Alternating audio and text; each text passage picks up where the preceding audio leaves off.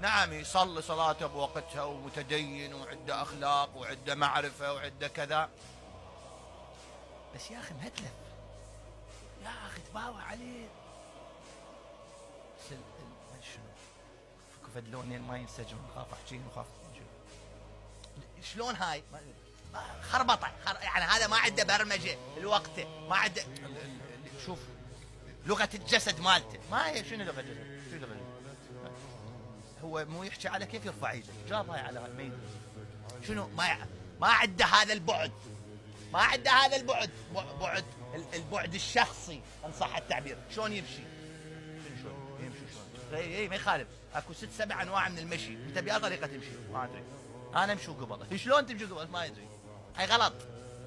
البعد الشخصي باوع، ملابسه، نظرته، قعدته، سوالفه، كاريزما مال شخصيته.